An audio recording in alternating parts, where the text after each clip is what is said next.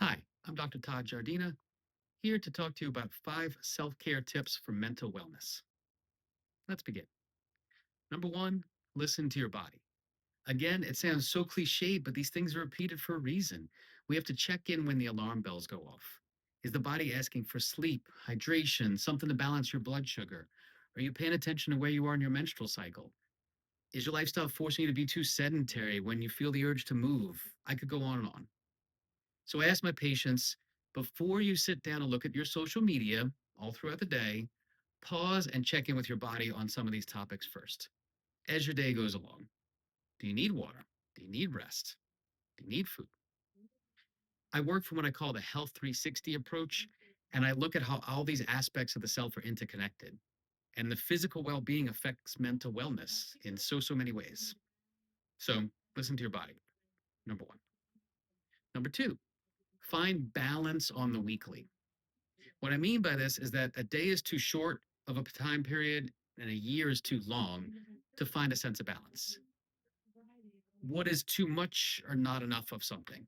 So each Sunday, sit down and look at the areas where you want to find balance: work and personal, fun and fitness, etc.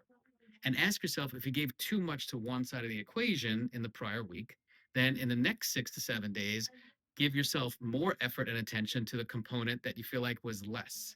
So in the next week, it tips more in the other direction, hence balance.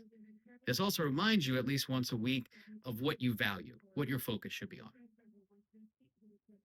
Third, we need to let it out, whatever it may be.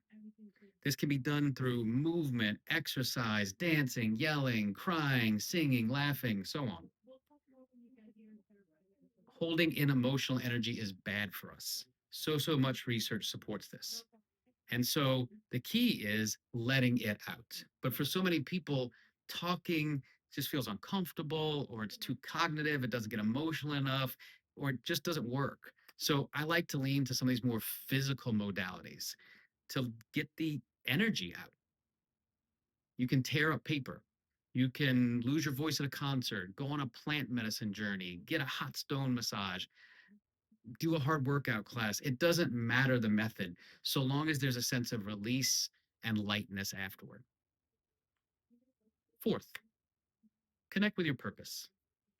I've sadly borne witness to people slipping into depression and even illness after retiring, losing a spouse, having an empty nest. People need a reason to get out of bed. Otherwise, life feels empty. You need a reason to live well and reason to do the human thing. And the size of that purpose or its importance to the world doesn't matter so long as it means something to you. I had an unfortunate case years ago where I had a gentleman who he was assaulted and he became scared of the world, of people. He became a recluse. He didn't want to be around people because of the trauma. But then he adopted a stray dog, and that dog needed to be walked and it needed food bought for it. So he had to go to the store to buy food. He had to go outside to walk the dog. And this dog's needs trumped his and gave him purpose again. It got him out of the house. It gave him a semblance of health and wellness, and force them to interact with people. Your purpose can be your job, your kids. It can be making money or finding fame. It can be curing cancer or researching the mysteries of the universe. These things define us. They become the carrot that we seek. They help life matter. They drive us, especially when times get hard, when we don't feel like doing the human thing.